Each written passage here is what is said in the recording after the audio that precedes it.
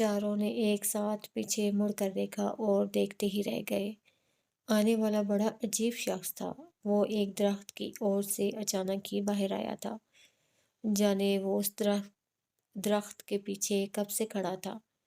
وہ ایک کھایا پیا موٹا تازہ شخص تھا۔ اوپر کا دھڑ ننگا تھا، نیچے اس نے ایک مٹیالی سی دھوتی باندھ رکھی تھی۔ اس کے جسم پر بے پناہ بال تھے، گلے میں الو کا پنجہ تعویذ کی طرح لٹکا ہوا تھا، بڑی بڑی خوفناک مونچھیں، سر مونڈا ہوا اور چمکتا ہوا جیسے سر پر تیل چپڑ رکھا ہو۔ کندھے پر ایک سرخ منہ والا جھجو بندر بیٹھا ہوا تھا۔ بندر نے اپنے دونوں ہاتھ اس کے سر پر رکھے ہوئے تھے، ہاتھ میں ایک مضبوط لاٹھی۔ اسے دیکھ کر یہ اندازہ لگانا مشکل تھا کہ وہ کون ہے اور اس جنگل میں کیا کر رہا ہے۔ یار، یہ بدمانس کہاں سے آ گیا ہے؟ کیا خیال ہے چلا دو اسی پر گولی؟ پہلے شخص نے برابر کھڑے اپنے دوسرے ساتھی سے پوچھا۔ بلا وجہ اپنے سر خون لینے کا کیا فائدہ؟ اسے نزدیک آنے دو، پتہ تو چلے یہ آخر ہے کون۔ دوسرے نے مشورہ دیا۔ اتنے میں وہ ان چاروں کے نزدیک آ گیا۔ اس کے انداز میں ذرا ڈر خوف نہیں تھا۔ وہ اطمینان سے چلتا ہوا اس شخص کے سامنے پہنچ گیا جو محسن راؤ پر گولی چلانے والا تھا۔ کیوں مارو ہورے اس چھورا کو؟ اس کی آواز اس کی شخصیت کی طرح بھاری تھی۔ تم کون ہو اور اس جنگل میں کیا کر رہے ہو؟ ہم اپنے جناور سنگ جنگل پھرن آئے ہیں، سب مارے کو راج مداری کہوے ہیں۔ اس نے اپنے بارے میں معلومات فراہم کی۔ اچھا، مداری ہو؟ چلو پھر ادھر جو تماشا ہو رہا ہے وہ دیکھ لو، تم بھی کیا یاد کرو گے۔ لو، یہ بھی کوئی کھیل ہوا رے؟ بندوق چلا کے بانس کی جان لے لی، کہو تو ہم دکھائیں تماشا۔ تم کیا تماشا دکھاؤ گے؟ کیا تم اس لڑکے کو بغیر ہاتھ لگائے ختم کر سکتے ہو؟ ایک شخص نے مذاقن کہا۔ ہاں، کر سکے ہیں، ہاتھ لگائے بنا یہ چورا ٹوٹے ٹوٹے ہو سکتا ہے۔ راج مداری نے اس مذاق کو سنجیدگی سے لیا۔ ٹوٹے ٹوٹے ہاتھ لگائے بغیر؟ یہ کیسے ممکن ہے؟ وہ چاروں پریشان ہوئے۔ تو پھر دکھاویں تماشا، شروع کریں کھیل؟ راج مداری نے اپنے بندر کے سر پر ہاتھ پھیرتے ہوئے کہا۔ یار، اس کے چکر میں کہاں آ رہے ہو؟ اپنا کام کرو اور نکل لو۔ ان چاروں میں سے ایک نے کہا، ایسی جلدی کیا ہے؟ اس نے دعویٰ کیا ہے کہ ہاتھ لگائے بغیر اس کے ٹوٹے کر دے گا۔ ذرا ہم بھی دیکھ لیں اس تماشے کو۔ ہاں مداری، اگر تم ناکام ہوگے تو پھر کیا ہوگا؟ پھر کچھ نہ ہوگا، تمہاری دمبوک ہوگی اور مارا سینہ۔ راج مداری نے بڑی بے نیازی سے کہا۔ چلو پھر ہو گئی بات، دکھاؤ اپنا جلوہ۔ ابھی لو، راج مداری خوش ہو کر بولا۔ پھر اس نے بندر کا ہاتھ پکڑ کر اسے زمین پر اتارا۔ بندر خاموشی سے ایک جگہ بیٹھ گیا۔ راج مداری نے اپنی لاٹھی سے ایک بڑا دائرہ کھینچا اور ان چاروں سے مخاطب ہو کر بولا، اس چکر کے اندر پیر مت رکھنا۔ چلو ٹھیک ہے، چاروں نے اقرار کر لیا۔ پھر وہ راج مداری بڑے دائرے کی ایک طرف بیٹھ گیا۔ آلتی پالتی مار کر اس نے سادھوؤں کی طرح آسن جمایا۔ اس نے اپنی بڑی بڑی سرخ آنکھوں سے ان چاروں کو دیکھا اور پھر اپنی لاٹھی کو زمین پر پھینک دیا۔ وہ لاٹھی زمین پر گرتے ہی لہرا گئی۔ وہ لاٹھی موٹی رسی کی شکل اختیار کر گئی تھی اور دھیرے دھیرے اوپر کی طرف بلند ہوتی جا رہی تھی۔ دیکھتے ہی دیکھتے وہ اتنی بلند ہو گئی کہ اوپر کا سرا نظروں سے غائب ہو گیا۔ راج مداری کے اس تماشے ہی نے ان چاروں کو حیران کر دیا۔ آگے ابھی تو بہت کچھ ہونا تھا۔ راج مداری نے تب اشارے سے کہا، چھورے کو لاؤ۔ اچھا، پہلے شخص نے کہا، کیا اسے کھول کر لانا ہوگا؟ راج مداری نے اشارے سے جواب دیا، ہاں، پھرتی دکھاؤ۔ تب پہلے شخص نے اپنے دوسرے ساتھی کو اشارہ کیا کہ وہ محسن راؤ کو کھول کر یہاں لے آئے۔ اس نے راج مداری کی طرف بندوق تان لی تاکہ کسی بھی گڑبڑ کی صورت میں گولی چلا کر اس مداری کو ختم کیا جا سکے۔ راج مداری نے اس بات کی پرواہ نہ کی کہ اسے نشانے پر لے لیا گیا ہے۔ وہ پورے آرام سے کچھ پڑھتا رہا۔ دائرے کے قریب جب محسن راؤ اور دوسرا شخص آ گیا تو راج مداری نے محسن راؤ کو اندر آنے کا اشارہ کیا۔ محسن راؤ حیران پریشان دائرے میں آ گیا۔ پھر راج مداری نے محسن کو قریب بلا کر آہستہ سے سمجھایا اور واپس اپنی جگہ جانے کو کہا۔ چھورے، کا نام ہے تیرا؟ راج مداری نے پوچھا۔ محسن راؤ۔ اس رسی پر چڑھ سکے ہے تو رے؟ ہاں، کیوں نہیں، بہت آسانی سے۔ تو پھر چڑھ جا۔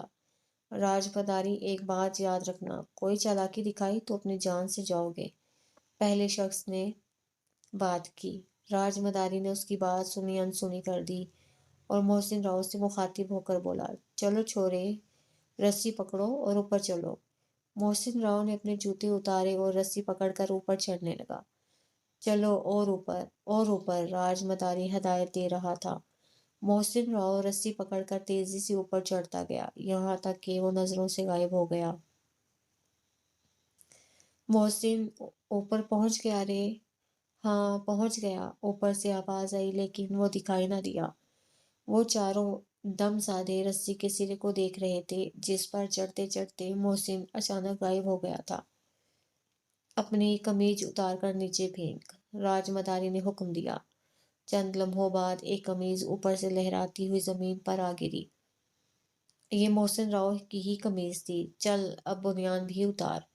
یہ حکم ملتے ہی بنیان بھی لہراتی ہوئی نیچے زمین پر آ گری۔ اس کے بعد راج مداری نے محسن کے سارے کپڑے ایک ایک کر کے نیچے منگوا لیے۔ اب تیرے بدن پر کا ہے چھورے؟ کچھ نہیں، اوپر سے محسن راؤ کی آواز آئی۔ ٹھیک ہے، راج مداری نے کہا۔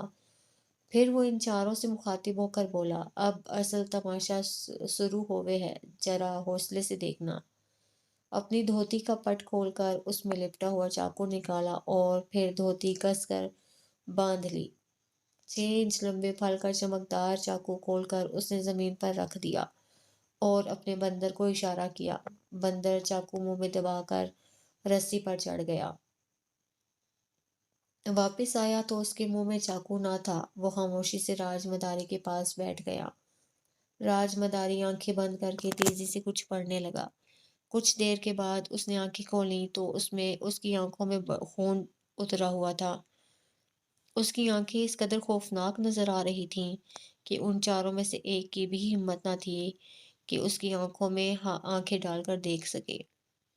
اب اس نے زمین پر اپنی انگلی سے ایک لکیر کھینچی اور بولا، سیدھا ہاتھ۔ چند لمحوں میں سیدھا ہاتھ شانے سے الگ ہو کر زمین پر آ گرا۔ ایسا لگتا تھا جیسے چاقو سے کاٹ کر نیچے پھینکا گیا۔ وہ خون آلود ہو رہا تھا۔ راج مداری نے زمین پر دوسری لکیر کھینچی اور بولا، الٹا ہاتھ۔ چند لمحوں میں ہی الٹا ہاتھ کٹ کر زمین پر آ گرا۔ پھر اس نے تیسری لکیر زمین پر کھینچی اور حکم دیا، سیدھی ٹانگ۔ سیدھی ٹانگ آنے میں چند سیکنڈ لگے۔ اس طرح چوتھی، پانچویں اور چھٹی لکیر پر الٹی ٹانگ، سر اور پھر دھڑ کٹ کر نیچے آ گرا۔ وہ سر اور جسم کے اعضاء محسن راؤ کے ہی تھے۔ اس منظر نے ان کی سٹی گم کر دی۔ وہ راج مداری کو محض بندر کا تماشا دکھانے والا سمجھ رہے تھے، لیکن وہ تو ان سے بڑا قاتل نکلا تھا۔ اس نے اپنے دعوے کے مطابق بغیر ہاتھ لگائے محسن راؤ کے ٹوٹے کر دیے تھے، جنہیں وہ چاروں اپنی 8 آنکھوں سے حیرت زدہ ہو کر دیکھ رہے تھے۔ اب کھڑے کھڑے کا دیکھو ہو، جاؤ اپنا راستہ پکڑو۔ صبح ہی صبح داؤ دلا کر ہم سے خون کروا دیا، اور وہ بھی چھورا کا۔ بڑا پاپ کروا دیا رے تم لوگوں نے۔ اب اپنی شکل گم کرو رے، مارے کو کہیں غصہ آ جاوے، پھر تم میں سے کوئی ادھر ٹوٹے ٹوٹے نہ ہو جاوے۔ جاؤ بھاگو۔ یہ بات اس نے اتنے خوفزدہ کرنے والے انداز میں کہی کہ ان چاروں کے پاؤں اکھڑ گئے۔ ویسے بھی وہ محسن راؤ کو قتل کرنے آئے تھے، وہ اسے گولی مار کر قتل کرتے۔ اب وہ بغیر گولی کے ہی ہو گیا تھا، قتل بھی ایسا کہ اس کا جسم ٹکڑے ٹکڑے ہو گیا تھا۔ ایسی صفاقی سے تو وہ بھی اسے نہیں مار پائے تھے۔ اب یہاں رکنا فضول تھا، کیا پتا یہ راج مداری واقعی غصے میں آ جائے اور خواہ ان میں سے وہ ٹوٹے ٹوٹے ہو جائے۔ چاروں نے ایک دوسرے کو آنکھوں آنکھوں میں چلنے کا اشارہ کیا اور پھر وہ اپنے اپنے گھوڑے کی طرف بھاگے۔ खटाखट सवार हुए और उन्हें एड़ मार मार कर हवा हो गए। जंगल में कुछ देर उनके घोड़ों की टापों की आवाजें गूंजती रहीं, फिर वो मातूम हो गई। जब उसे यकीन हो गया कि वो चारों दूर जा चुके हैं, तो उसने अपनी रान पर हाथ मारकर जोरदार कहकहा लगाया और फिर अपने बराबर बैठे बंदर से बोला, ला रे रस्सियाँ चाकू। वो बेचारा बंदर भी इतनी देर से अपने मुंह में चाकू दबाए परेशान हो रहा था। उसने फौरन उसके सामने आकर चाकू अपने दांतों से छोड़ दिया। राजमदारी ने खुला हुआ चमकता हुआ चाकू बंद किया और अपनी धोती में बांध लिया। फिर उसे जोर से आवाज लगाई, आ जा रे चोरा। ये आवाज सुनकर मोहसिन राव, जो एक दरख्त के पीछे छुपा ये तमाशा देख रहा था, हंसता हुआ दरख्त की ओट से बाहर निकल आया और उसके सामने आकर खड़ा हो गया। अब न वहां मोहसिन की लाश के टुकड़े थे, न आसमान की तरफ जाती रस्सी थी। अलबत्ता राजमदारी की जमीन पर रस्सी उसी तरह पड़ी थी जैसे उसने फेंकी थी। मोहसिन की समझ में कुछ न आया कि ये क्या तिलिस्म था। वो हैरान परेशान राजमदारी को देख रहा था। अलबत्ता इस बात की खुशी थी कि उसकी जान बच गई थी। कराए के कातिलों से राजमदारी ने उसे बचाया, बेशक जादू के जोर से ही सही। राजमदारी यहाँ से कुछ फासले पर बैठा आसन मारे अमलियात में मसरूफ था। उसका बंदर दरख्तों पर इधर से उधर झूलता फिर रहा था। रसिया ने जब मोहसिन राव को दरख्त से बांधते हुए और देखा, तो फौरन राजमदारी के पास पहुंचा और अपने इशारों से उसे उठने पर मजबूर कर दिया। राजमदारी ने उधर का तमाशा देखा। उसे ये समझने में देर न लगी कि वो लोग कराए के कातिल हैं और उस लड़के को मारने का इरादा रखते हैं। राजमदारी को मोहसिन राव अच्छा लगा। उसके कोई बेटा ना था, बस एक लड़की मोहसिन राव से 1-2 साल बड़ी होगी। उसने फौरन उसे अपना बेटा बनाने का इरादा कर लिया। राजमदारी ने बंदर और रीछ जरूर पाले हुए थे, लेकिन वो गली कूचों में रीछ बंदर का तमाशा दिखाने वालों में से ना था। वो अपने फन का मुजाहिरा राजाओं, नवाबों, जागीरदारों और बड़े लोगों के सामने किया करता था।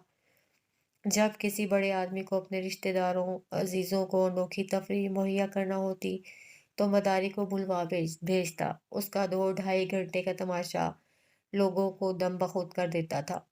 काफी अरसे से वो एक मददगार की तलाश में था। उसकी लड़की अब जवान हो गई थी।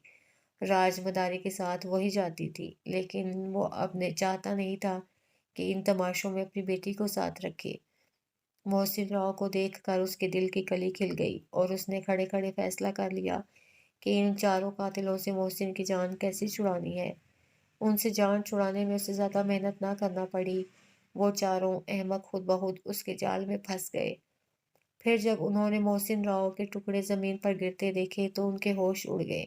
वो लोग अपने घोड़े सरपट दौड़ाते जंगल में गुम हो गए थे। कातिल तो चले गए थे, लेकिन अब वो सोच रहा था कि मोहसिन राव को अपना कैसे बनाया जाए। वो छोटा जरूर था, लेकिन नादान न था। अब तो उसे ये भी मालूम हो गया था कि इस शिकार की आड़ में उसके कत्ल की साजिश की गई थी, और ये साजिश उसके अपने चचा राव अहमद अली ने की थी। उसके दिल में इंतकाम की आग भड़क उठी थी। उसने तय कर लिया था कि वो अपने चचा से इस साजिश का बदला लेकर रहेगा। फिलहाल तो इस जंगल से निकलकर किसी तरह लाहौर पहुंचने का मसला उसके सामने था, और राजमदारी ये सोच रहा था कि उस लड़के की रूह पर किस तरह कब्जा किया जाए कि वो सब कुछ भूल जाए, उसे छोड़कर कहीं जाने का नाम ही ना ले। छोरा, तू कौन है रे? ये लोग तुहे कहाँ कहाँ से लाए? जवाब में मोहसिन राव ने मुख्तसरन अपने बारे में सब कुछ बता दिया। राव अहमद अली और सावनपुर के बारे में सुनकर राजमदारी चौंका। उसको ये नाम कहीं सुना हुआ था। सारी कहानी सुनकर राजमदारी ने मोहसिन राव को तसल्ली दी। उसने कहा कि अब वो बेफिक्र हो जाए, अब उसे कोई खतरा नहीं है। वो उसके साथ उसकी बस्ती में चले, वहां से लाहौर जाने का बंदोबस्त कर दिया जाएगा। राजमदारी अगर उसे अपने साथ ले जाने की पेशकश ना करता, तो भी उसे उसी के साथ जाना था। वो इस जंगल से अकेला तो नहीं निकल सकता था। اس نے فوراً راج مداری کی پیشکش قبول کر لی اور اس کے ساتھ چل دیا۔ راج مداری نے وہاں سے تھوڑے سے فاصلے پر اپنا آسن جمایا ہوا تھا۔ وہاں بیٹھا وہ اپنے کسی عمل میں مصروف تھا۔ وہ محسن راؤ کو لے کر عمل والی جگہ پر پہنچا۔ رسیاں اس کے کندھے پر چڑھا ہوا تھا۔ وہاں زمین پر ریچھ کی کھال بچھی ہوئی تھی۔ ایک طرف جھولی رکھی تھی۔ کھال کے سامنے پانی سے بھری ایک چھوٹی سی بالٹی دھری تھی۔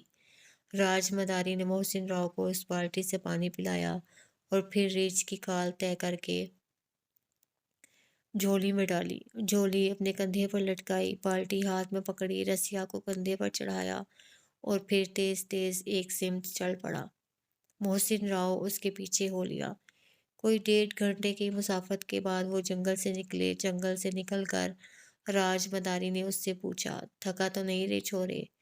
نہیں، بالکل نہیں، میں تو اس سے زیادہ جنگل میں گھوم لیتا ہوں، شکار کے لیے تو بہت چلنا پڑتا ہے۔ بہت بڑھیا، راج مداری نے خوش ہو کر بولا۔ ویسے ہماری بستی اب زیادہ دور نہ ہے، وہ سامنے کا پل ہے، پل اترتے ہی ہماری بستی ہوئے۔ راج مداری نے نہر کا پل وہ سامنے ہے اس طرح کہا جیسے 1 آدھ فرلانگ کا فاصلہ ہوگا۔ اس کا وہ سامنے 2 میل کے برابر ثابت ہوا تھا۔ خیر، نہر کا پل پار کر کے محسن راؤ کو جھونپڑیوں پر مشتمل ایک بستی دکھائی دی۔ انہی جھونپڑیوں میں کچھ کچے پکے مکان بھی دکھائی دے رہے تھے۔ راج مداری کا مٹی کا بنا 2 کمرے کا مکان تھا۔ کمروں کے سامنے ایک کھلا صحن تھا اور صحن کے گرد 4 فٹ اونچی کچی چاردیواری بنی ہوئی تھی۔ یہ ایک چھوٹی سی بستی تھی۔ یہاں زیادہ تر کھیل تماشے دکھانے والے مداری آباد تھے۔ ہر گھر کے سامنے ریچھ، بندر، بکرے اور کتے بندھے ہوئے تھے۔ راج مداری کا مکان سب سے اچھا اور بڑا تھا، صاف ستھرا اور لپا پتا۔ وہ اس بستی کا سردار تھا اور مکھیا جی کہلاتا تھا۔ راج مداری کی بیٹی کا نام یوں تو رکھی تھا لیکن وہ اسے راکھی کہہ کر پکارتا تھا۔ راکھی 14-15 سال کی ایک پرکشش لڑکی تھی۔ وہ اپنی ماں پر گئی تھی۔ اس کی ماں کو مرے 2 سال ہوئے تھے۔ وہ بستی کی سب سے خوبصورت عورت تھی۔ یہی حال راکھی کا تھا، وہ بھی بستی کی سب سے خوبصورت لڑکی تھی۔ یوں تو راج مداری کے یہاں 2 لڑکے ہوئے تھے لیکن وہ دونوں 4-4 سال کے ہو کر چل بسے تھے۔ دونوں کی موت گردن توڑ بخار کی وجہ سے ہوئی تھی۔ اسے بیٹے کی شدید خواہش تھی۔ یہ خواہش حادثاتی طور پر تسکین پا گئی تھی۔ اسے محسن راؤ کے روپ میں پلا پلایا بیٹا مل گیا تھا۔ وہ راستے بھر سوچتا آیا تھا کہ محسن راؤ پر ایسا کیا جادو ٹونا کرے کہ وہ اس کا متی اور فرما بردار بن کر بستی میں رہ جائے، یہاں سے جانے کا نام ہی نہ لے۔ اور راج مداری کے لیے یہ کوئی اتنا مشکل کام نہ تھا۔ کسی کے دل پر قبضہ جمانے کے لیے کہ اسے بہت سے عمل آتے تھے۔ رات کے شہنشاہ کا پنجہ اس کے گلے میں پڑا ہوا تھا۔ جس کے گلے میں الو کا پنجہ ہو، اس کے لیے کسی کو الو بنانا کیا مشکل تھا۔ اس نے گھر پہنچ کر سب سے پہلا کام یہی کیا۔ ایک چھوٹے سے سادہ کاغذ پر الو کے پنجے سے کچھ پراسرار سے نشان بنائے۔ نشان بنانے کے دوران وہ کچھ بڑبڑاتا بھی رہا۔ پھر اس نے راکھی سے ایک گلاس شربت لانے کو کہا۔ راکھی نے شربت سے بھرا گلاس باپ کے سامنے رکھا تو اس نے اس کاغذ کو شربت میں ڈال کر اسے تھوڑا گھما کر نکال لیا اور راکھی سے کہا کہ وہ محسن راؤ کو شربت دے آئے۔ محسن راؤ دوسرے کمرے میں چارپائی پر نیم دراز تھا۔ وہ لمبی مسافت طے کر کے آیا تھا، تھک گیا تھا۔ راکھی کمرے میں داخل ہوئی تو محسن نے نظر اٹھا کر راکھی کو دیکھا۔ اگرچہ راکھی نے اسے اپنے گھر میں آتے ہوئے پہلے ہی دیکھ لیا تھا لیکن وہ اس کے سامنے اب آئی تھی۔ اس نے بھی اسے غور سے دیکھا۔ دونوں ایک دوسرے کو دیکھ کر بیک وقت مسکرائے۔ راکھی نے گلاس آگے بڑھایا۔ لو، یہ پی لو۔ محسن راؤ نے گلاس اس کے ہاتھ سے لے لیا۔ وہ بورا کا شربت تھا، ٹھنڈا اور میٹھا۔ اسے بے حد پیاس لگی تھی۔ وہ گھٹ گھٹ کر کے ایک ہی سانس میں سارا چڑھا گیا۔ اس شربت نے اپنا کام کر دکھایا۔ اس عمل نے اس کا ماضی تو نہیں چھینا۔ اسے یہ تو یاد رہا کہ وہ کون ہے، کہاں سے آیا ہے، لیکن وہ اپنے مستقبل سے بیگانہ ہو گیا۔ راج مداری کے اس کچے گھر کی الفت اس کے دل میں سما گئی۔ کبھی اندر سے کوئی زور لگاتا، اسے یاد دلاتا کہ اسے اپنے گھر لاہور جانا ہے۔ اندر کی اس آواز پر کبھی وہ اٹھ کھڑا بھی ہوتا، لیکن باوجود کوشش کے اس بستی کی حدود سے وہ نکل نہ پاتا۔ اس پر گھبراہٹ طاری ہو جاتی۔ اسی طرح 2 سال گزر گئے۔ راج مداری نے آہستہ آہستہ اسے اپنا فن بخشنا شروع کیا۔ اب وہ چھوٹے موٹے تماشے کر کے لوگوں کو حیران کر دیتا تھا۔ راج مداری نے چھوٹے موٹے تماشوں کے ساتھ جنگل کا علم بھی اسے سکھانا شروع کیا تھا۔ راج مداری جانوروں کی آوازوں کا ماہر تھا۔ وہ اپنے منہ سے ایسی آوازیں نکالتا تھا کہ مطلوبہ جانور یا پرندہ اس کی آواز سن کر اس کے سامنے آ جاتا تھا۔ محسن راؤ کو شکار کا بہت شوق تھا۔ اس نے بہت جلد مختلف پرندوں اور چرندوں کی آوازیں سیکھ لیں۔ اب یہ اس کا بہترین مشغلہ تھا کہ وہ صبح سویرے جنگل کا رخ کرتا۔ اسے تیتر کے شکار کا بہت شوق تھا۔ جنگل میں جہاں کہیں بھی اسے تیتر نظر آتا، وہ جال بچھا کر ایک جگہ بیٹھ جاتا اور اپنے منہ سے تیتر کو بلانے کی آواز نکالتا۔ 2-4 آوازوں کے بعد ہی تیتروں کا جواب آنے لگتا اور وہ اڑتے ہوئے دوڑتے ہوئے اس کی طرف کھنچے چلے آتے۔ جب وہ دیکھتا کہ 8-7 تیتر جمع ہو گئے ہیں تو وہ جھٹکا مار کر جال کھینچ لیتا۔ 4-5 تیتر جال میں ضرور پھنس جاتے۔ وہ ان تیتروں کو جال سے نکال کر پنجرے میں منتقل کرتا اور بستی میں آ جاتا۔ راکھی ان تیتروں کو ذبح کر کے پکاتی۔ محسن راؤ بڑے مزے سے یہ گوشت کھاتا۔ بستی کے قریب ہی نہر تھی۔ محسن اپنی تیراکی کا شوق نہر میں تیر کر پورا کرتا۔ وہ دھڑا دھڑ پل سے چھلانگ مار کر پانی میں گرتا اور غوطہ مار کر کہیں کا کہیں جا نکلتا۔ اب راج مداری اسے اپنے کھیل تماشوں میں ساتھ ہی رکھنے لگا تھا۔ وقت گزرتا گیا، یہاں تک کہ محسن جوان ہو گیا۔ ایک تو محسن خوبصورت تھا، اوپر سے جوان تھا اور پھر ساحر تھا۔ ان تینوں چیزوں نے آس پاس کے علاقوں میں اسے بے حد مقبول بنا دیا تھا۔ بستی کی لڑکیاں اس کی ایک نظر کو ترستی تھیں، مگر وہ نظر اٹھا کر نہ دیکھتا تھا۔ خود راکھی اگرچہ اس سے 2 سال بڑی تھی، لیکن اپنا دل ہار بیٹھی تھی۔ اس پر ہر وقت اپنی جان نچھاور کرنے کو تیار رہتی تھی، مگر محسن کو اپنی دھن میں مگن رہتا تھا۔ راج مداری اسے بیٹوں کی طرح چاہتا تھا، لہٰذا وہ بھی راکھی کو تقدس کی نظر سے دیکھتا تھا۔ ایک روز صبح ہی صبح راجہ بہرام نگر کا کارندہ گھوڑے پر سوار راج مداری کے گھر پہنچا۔ راجہ بہرام نگر کھیل تماشے کے بڑے شوقین تھے۔ وہ راج مداری کو کھیل تماشا دکھانے کے لیے بلاتے رہتے تھے۔ آج ان کا کارندہ ان کا ہی پیغام لے کر آیا تھا۔ راجہ بہرام نگر کی بیٹی نادرا کی 2 دن بعد منگنی تھی، لہٰذا اس موقع پر اس کا کھیل تماشا رکھا گیا تھا اور اسے وسط اسرار بلایا گیا تھا۔ راج مداری کی بھلا کیا مجال تھی کہ وہ جانے سے انکار کرتا۔ اس نے فوراً ہی حامی بھری اور پروگرام طے کر لیا۔ 2 دن کے بعد دوپہر کو راجہ صاحب کی گاڑی انہیں آ کر لے گئی۔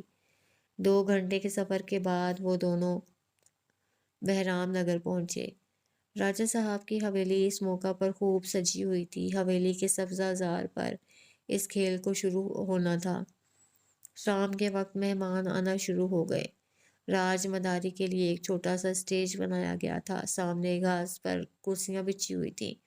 لوگ آتے جاتے تھے اور بیٹھتے جاتے تھے۔ راج مداری اور محسن راؤ اسٹیج پر موجود تھے اور اپنے کھیل کی تیاریوں میں مصروف تھے۔ وہ دونوں آپس میں طے کر رہے تھے کہ کون سا تماشا کب اور کیسے دکھایا جائے گا۔ کچھ دیر کے بعد سامنے کی مرصع کرسیوں پر نادرا اور اس کا ہونے والا شوہر وقار بیٹھ گئے۔ نادرا کی طرف اس کے ہونے والے سسر تھے اور ہونے والے شوہر کے ساتھ راجہ بہرام نگر تشریف فرما ہو گئے۔ اس کے بعد ادھر ادھر اور دوسرے اہم لوگ بیٹھ گئے۔ تب راجہ بہرام نگر نے راج مداری کو کھیل شروع کرنے کا اشارہ کیا۔ راج مداری نے اپنے گلے میں پڑے رات کے شہنشاہ کا پنجہ چوما اور ایک نعرہ مستانہ لگا کر راجہ بہرام نگر کو جھک کر سلام کیا۔ سلام کے بعد اس نے بانسری اپنے ہونٹوں سے لگائی اور دائیں ہاتھ میں ڈگڈگی لے کر دونوں کو ایک ساتھ بجانا شروع کیا۔ بانسری کی لے اور ڈگڈگی کی تال پر محسن راؤ نے رقص شروع کیا۔ دونوں نے مل کر ایک سماں سا باندھ دیا۔ محسن راؤ کالی پینٹ اور سرخ قمیض پہنے ہوئے تھا۔ سرخ سفید رنگت، گھنگریالے بال، کانوں میں پڑے بالے، پرکشش مقناطیسی آنکھیں، اس پر ایک خاص انداز کا رقص۔ لوگوں کی اس پر اس طرح نظریں گڑی ہوئی تھیں جیسے وہ اس دنیا کا آدمی نہ ہو، کوئی خلائی مخلوق ہو۔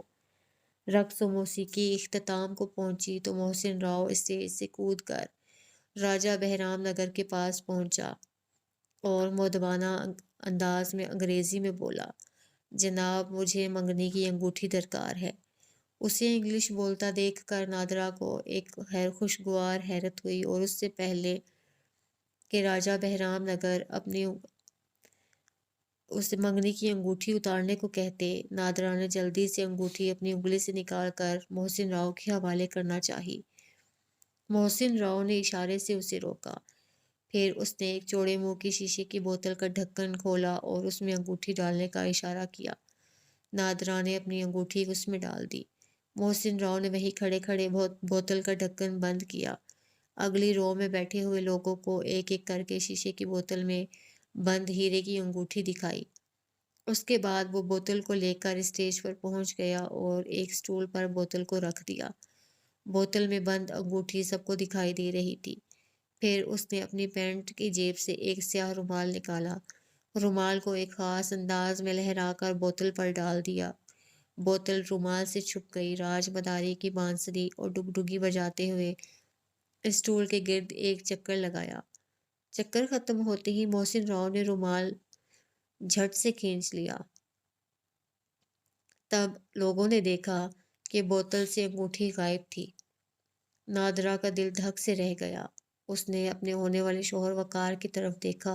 حیرت انگیز، راجہ صاحب مارے چھورے سے غلطی ہو گئی، بی بی کی انگوٹھی ملنا اب مشکل ہے۔ ارے یہ کیا کہہ رہا ہے؟ نادرا کا منگیتر وقار پریشان ہو کر بولا۔ اس کے برابر راجہ صاحب بیٹھے ہوئے تھے۔ وہ آرام سے بیٹھے مسکراتے رہے۔ انہوں نے کوئی تبصرہ نہ کیا۔ یہ کہہ کر راج مداری دوسرا تماشا دکھانے میں مگن ہو گیا۔ اس مرتبہ اس نے محسن راؤ کو اسٹیج پر لیٹنے کو کہا۔ جب وہ لیٹ گیا تو راج مداری نے اس کے اوپر ایک بہت بڑی سفید چادر ڈال دی اور لوگوں سے درخواست کی کہ یہ بہت نازک کھیل ہے، اس میں لڑکے کی جان بھی جا سکتی ہے، اس لیے اس کے دوران کوئی ایک لفظ نہ بولے اور اپنے ہاتھ بھی ایک دوسرے سے الگ رکھے۔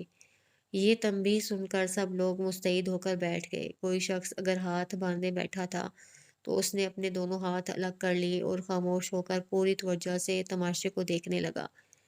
راج مداری نے اب بانسری اور ڈگڈگی بجا کر محسن کے گرد چکر لگانے شروع کیے۔ 3 چکر کے بعد محسن راؤ کا جسم زمین سے اٹھنے لگا، یہاں تک کہ وہ اٹھتے اٹھتے 4 فٹ بلند ہو گیا۔ وہ کسی اکڑی ہوئی لاش کی طرح دکھائی دے رہا تھا۔ اس کے جسم کے ساتھ چادر بھی اٹھی تھی۔ چادر بہت بڑی تھی، اس لیے اس کے کنارے اسٹیج کو چھو رہے تھے۔ یہ ایک دم بخود کرنے والا منظر تھا۔ کچھ دیر کے بعد راج مداری نے الٹے پھیرے لینے شروع کیے۔ اس طرح محسن راؤ کا جسم آہستہ آہستہ زمین سے لگ گیا، اور جب راج مداری نے چادر اس کے اوپر سے اٹھائی تو وہ مسکراتا ہوا اٹھ کھڑا ہوا۔ لوگوں نے زبردست تالیاں بجائیں۔ تب اچانک ہی نادرا کو اپنی انگوٹھی یاد آئی۔ اس نے راجہ صاحب کو مخاطب کر کے کہا، بابا جانی میری انگوٹھی۔ بیٹا وہ تو اللہ کو پیاری ہو گئی۔ انہوں نے ہنس کر کہا۔ ہائے نہیں، نادرا افسردہ ہو کر بولی۔ تب راجہ بہرام نگر نے راج مداری کو اشارہ کیا، بھئی ہماری بیٹی کی انگوٹھی کا کچھ کرو۔ راج مداری کے بولنے سے پہلے محسن راؤ بڑے شائستہ لہجے میں مخاطب ہوا۔ سر وہ انگوٹھی ہمارے پاس تو نہیں ہے۔ پھر کہاں گئی؟ اس مرتبہ نادرا کا منگیتر وقار بولا۔ اس کا لہجہ ذرا سخت تھا۔ سر آپ اپنی جیبیں دیکھیں، کہیں آپ کے پاس تو نہیں؟ یہ کیا بکواس ہے؟ اس مرتبہ اسے سچ مچ غصہ آ گیا۔ بھائی وقار، اس میں اس قدر غصہ کرنے کی کیا ضرورت ہے؟ لڑکا کہہ رہا ہے تو اپنی جیبیں دیکھ لو، راجہ بہرام نگر نے ہنستے ہوئے کہا۔ اپنے سسر کے انداز پر وقار الجھ سا گیا۔ وہ اٹھ کر کھڑا ہو گیا۔ اس نے کوٹ کی جیبیں دیکھنے کے بعد جیسے ہی پینٹ کی جیب میں ہاتھ ڈالا تو ایک انگوٹھی اس کے ہاتھ میں آ گئی۔ گھبرا کر اس نے ہاتھ باہر کھینچا تو یہ دیکھ کر پریشان ہو گیا کہ یہ وہی انگوٹھی تھی جو اس نے نادرا کو پہنائی تھی۔ محسن راؤ اس کے ہاتھ میں انگوٹھی دیکھ کر فوراً وقار کی طرف لپکا۔ اور اس کے ہاتھ سے انگوٹھی لے کر تمام لوگوں کو دکھائی۔ لوگوں نے ایک فرمائشی قہقہ لگایا۔ محسن راؤ نے وہ انگوٹھی شکریہ کے ساتھ نادرا کی ہتھیلی پر رکھ دی۔ جانے کیوں اس وقت نادرا کا جی چاہا کہ کاش محسن راؤ نے یہ انگوٹھی اس کے ہاتھ پر رکھنے کے بجائے اس کی انگلی میں پہنا دی ہوتی۔ اس خواہش پر وہ اندر ہی اندر مسکرا دی۔ شاید محبت کا جذبہ، ایک دوسرے کو پسند کرنے کا رویہ اسی زمرے میں آتا ہے۔ نادرا کی منگنی ہو چکی تھی، منگنی کی انگوٹھی اس کی انگلی میں تھی، منگیتر اس کے برابر بیٹھا تھا، 1 سال بعد شادی ہونے والی تھی۔ اس کے باوجود اچانک دل میں اس خواہش کا پیدا ہونا کہ کاش وہ انگوٹھی ہاتھ پر رکھنے کے بجائے انگلی میں پہنا دیتا، کیسی عجیب بات تھی، کیسی عجیب سوچ تھی، اور یہ بات اس کے دل میں کیوں آئی تھی وہ نہیں بتا سکتی تھی۔ انگوٹھی واپس لوٹاتے وقت خود محسن راؤ بھی بہک گیا تھا۔ اس نے سوچا کاش وہ یہ انگوٹھی ہمیشہ کے لیے غائب کر سکتا۔ اپنی اس سوچ پر اسے اندر ہی اندر ہنسی آئی۔ راکھی نادرا کے مقابلے میں کہیں زیادہ خوبصورت تھی اور وہ محسن سے پیار بھی بہت کرتی تھی، لیکن محسن نے اس پر کبھی توجہ نہ دی تھی۔ نادرا کو دیکھ کر جانے اس کے دل کو کیا ہوا تھا۔ اپنے اس رویے پر وہ بار بار غور کر رہا تھا، مگر سمجھ میں کچھ نہیں آ رہا تھا۔ کھیل کے سلسلے میں اس کا انہماک ٹوٹ گیا تھا، ارتکاز بکھر گیا تھا، وہ بار بار غلطی کر رہا تھا اور راج مداری سے ڈانٹ کھا رہا تھا۔ او محسنہ، ہوش کا کر رہے ہے رے؟ راج مداری کے بار بار ٹوکنے پر اسے ہوش کرنا پڑا۔ یہ جادو کے کھیل تھے، اس میں توجہ کا بٹنا آدمی کو خاصا نقصان پہنچا سکتا تھا۔ بالآخر یہ کھیل تماشا اختتام کو پہنچا۔ راج مداری نے راجہ بہرام نگر سے انعام اکرام بٹورا اور واپسی کے لیے رخت سفر باندھا۔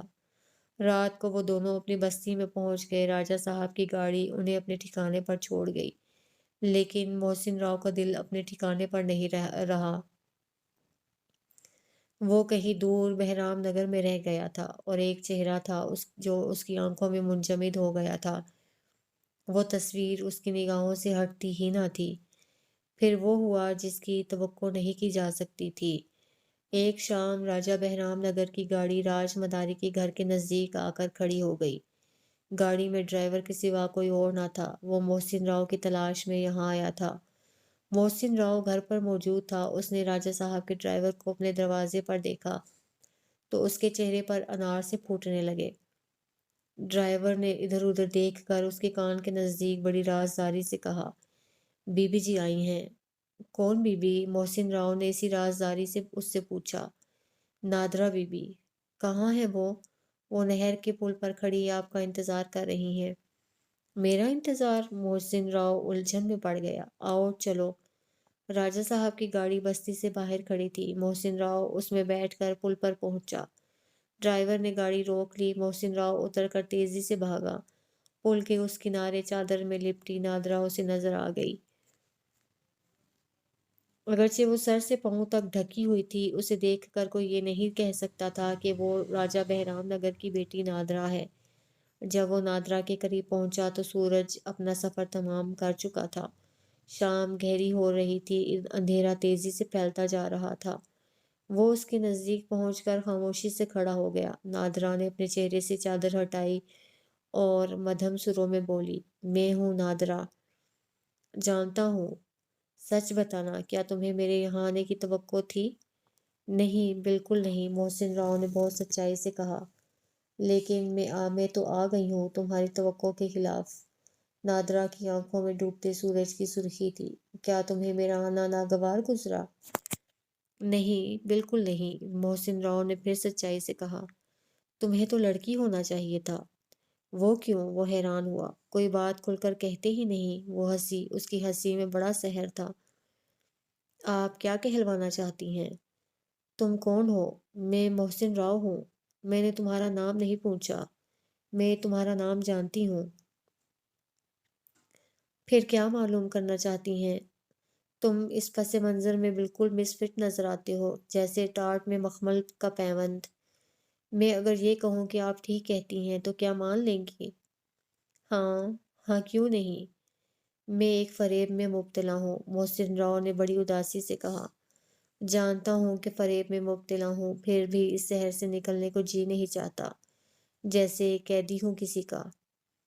کس کے قیدی ہو؟ راج مداری کے؟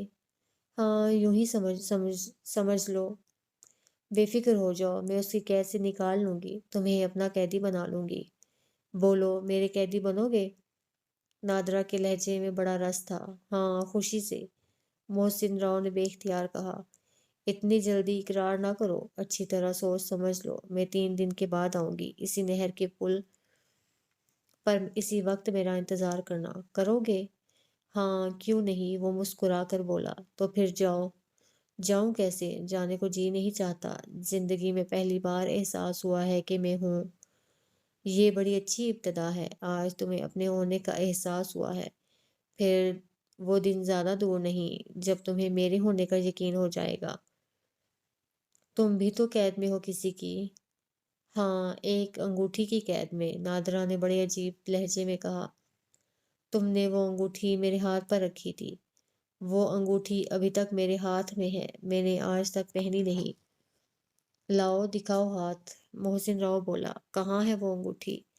نادرا نے اپنی چادر سے ہاتھ نکالا اور اس کے سامنے کر کے مٹھی کھول دی، لیکن اس کے ہاتھ میں کچھ نہ تھا، ہاتھ خالی تھا۔ اپنا ہاتھ خالی دیکھ کر نادرا پریشان ہو گئی۔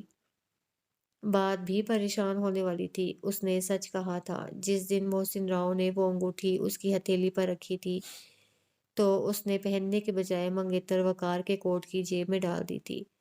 جاتے ہوئے جب وقار نے اسے انگوٹھی واپس کی تو اس نے اسے اپنے پرس میں ڈال لیا۔ اس وقت سے آج تک وہ انگوٹھی اس کے پرس میں تھی۔ گاڑی سے اترتے ہوئے اس نے انگوٹھی اپنی مٹھی میں دبا لی تھی اور چند لمحے پہلے تک وہ انگوٹھی اس کے ہاتھ میں تھی، بس مٹھی کھولتے ہی وہ انگوٹھی غائب ہو گئی تھی۔ کہاں ہے وہ انگوٹھی؟ محسن راؤ نے مسکرا کر پوچھا۔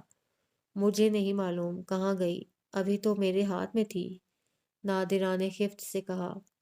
تب محسن راؤ نے اپنی بند مٹھی اس کے سامنے کی اور مٹھی کھول کر بولا، یہ تو نہیں؟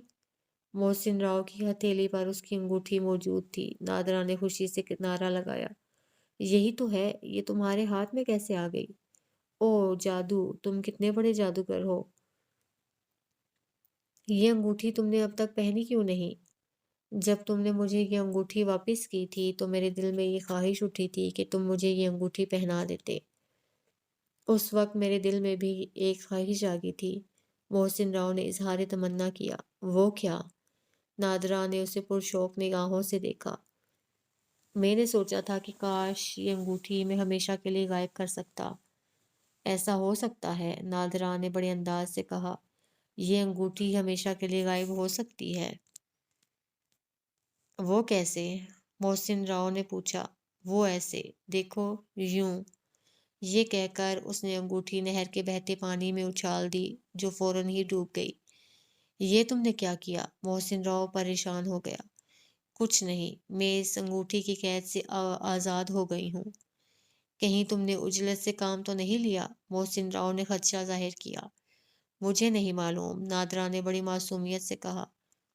جو ہوا بے اختیار ہوا ہے، یہ دل کا معاملہ ہے، دل ہی جانے۔ نادرا، یہ دل بھی کتنی عجیب چیز ہے، کون جانے کب کہاں کس پر آ جائے۔ محسن راؤ بولا۔ ہائے، تم نے میرا نام لیا، ذرا پھر لینا۔ نادرا، محسن راؤ نے اس کا نام دہرایا۔ محسن، میرے محسن۔ نادرا نے جواب میں اس کا نام اس قدر چاہت سے لیا کہ پہلی بار اسے اپنے نام پر فخر ہوا۔ اچھا نادرا، یہ بتاؤ کہ تم اس وقت کہاں سے آ رہی ہو؟ بہرام نگر سے، اور لاہور جا رہی ہوں، 3 دن کے بعد واپس آؤں گی۔ اسی وقت، اسی نہر کے پل پر میرا انتظار کرنا۔ میرا انتظار کرو گے نا محسن؟ نادرا نے بے قراری سے پوچھا۔ ہاں، کیوں نہیں، میں تمہارا انتظار ضرور کروں گا۔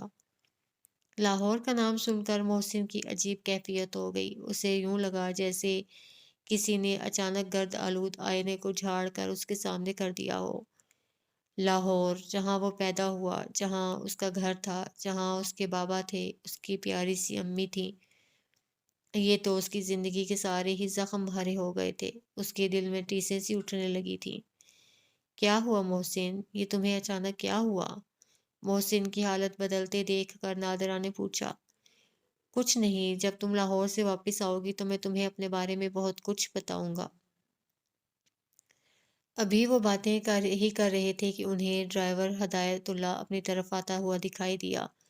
وہ آ رہا ہے، اب تم جاؤ، میں تمہارا انتظار کروں گی۔ نادرہ 3 دن کے بعد ملاقات کا وعدہ کر کے چلی گئی۔ 3 دن کے بعد جب وہ واپس ہوئی اور نہر کے پل پر پہنچی تو محسن راؤ اس کا منتظر تھا۔ اس دن محسن راؤ نے اپنے بارے میں سب کچھ بتا دیا۔ نادرہ کو جب یہ معلوم ہوا کہ وہ راج مداری کا بیٹا نہیں بلکہ لاہور کی مشہور شخصیت راؤ شمشاد علی کا فرزند ہے اور راؤ احمد علی کا بھتیجا ہے، تو اس کی خوشی کی کوئی انتہا نہ رہی۔ اسے حیرت تھی کہ اتنے بڑے باپ کا بیٹا اپنا گھر بار چھوڑے اس جنگل میں کس طرح زندگی گزار رہا ہے۔ وہ اصل میں جادو ٹونے کے اثرات سے ناواقف تھی، اسی لیے حیرت زدہ تھی۔ جادو تو اچھے بھلے آدمی کی مت مار دیتا ہے۔ محسن تو اس وقت بچہ تھا۔ کہتے ہیں کہ جس طرح لوہے کو لوہا کاٹتا ہے، زہر کو زہر مارتا ہے، اسی طرح زہر کا علاج بھی زہر ہی کے ذریعے ہو سکتا ہے۔ راج مداری کے شہر کا توڑ نادرہ کے شہر سے کیا جا سکتا تھا۔ نادرہ بڑی پر یقین تھی کہ بہت جلد اپنا شہر پھونک کر وہ اسے اپنا قیدی بنا لے گی۔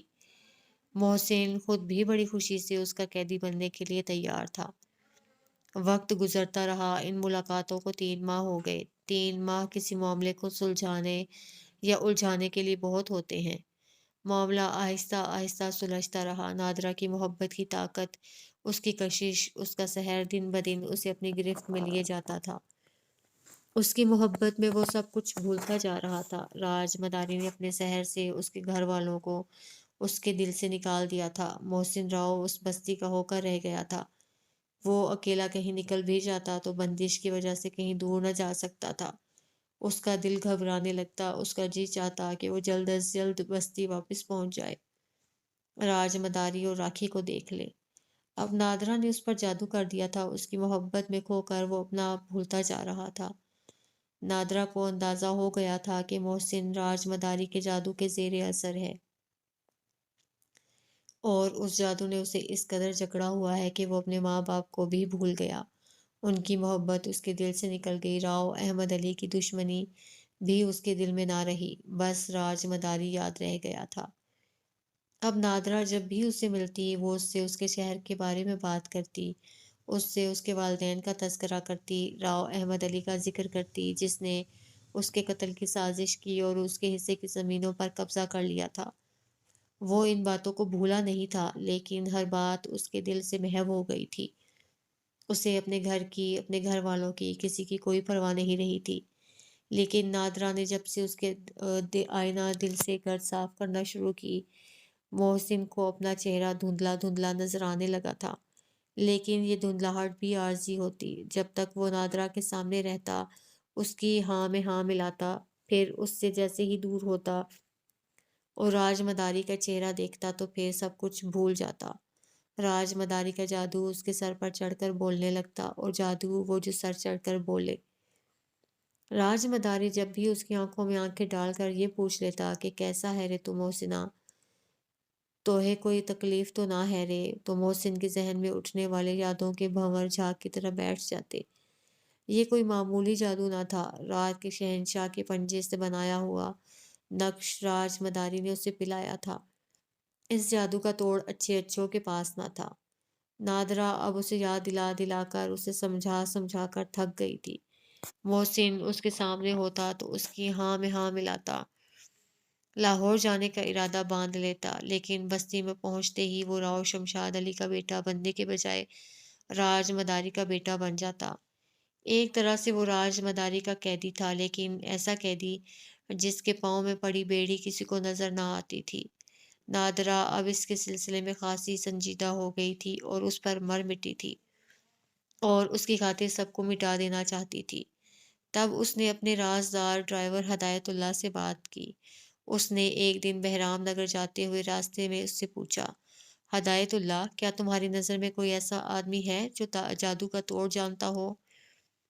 ہدایت اللہ اس کی بات سن کر کچھ دیر سوچتا رہا، پھر بولا،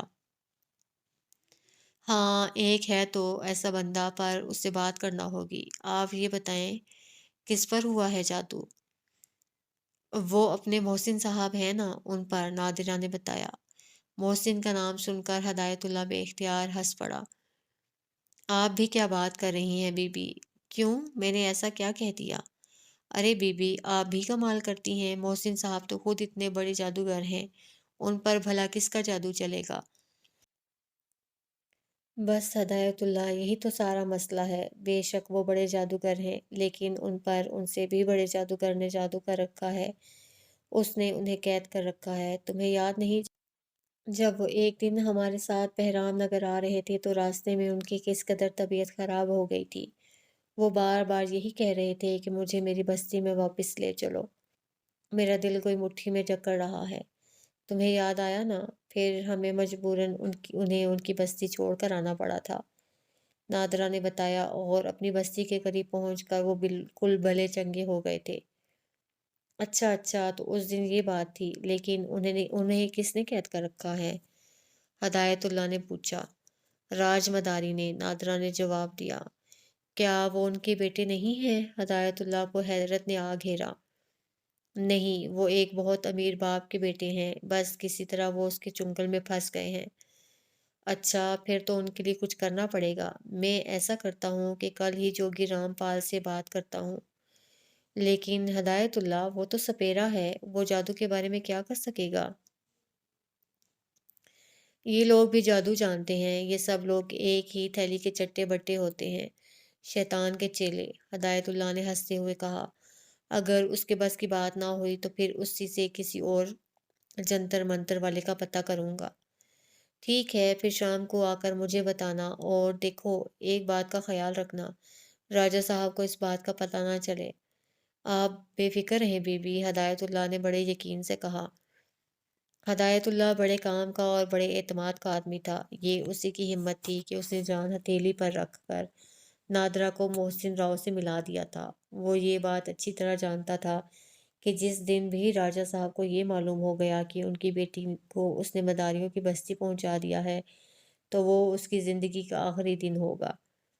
جب پہلی بار نادرہ نے محسن راؤ سے ملاقات کی خواہش کی تھی تو ہدایت اللہ نے دبے لفظوں میں سمجھانے کی کوشش کی تھی، لیکن وہ اس کی محبت میں گرفتار ہو چکی تھی، وہ بھلا کہاں ماننے والی تھی۔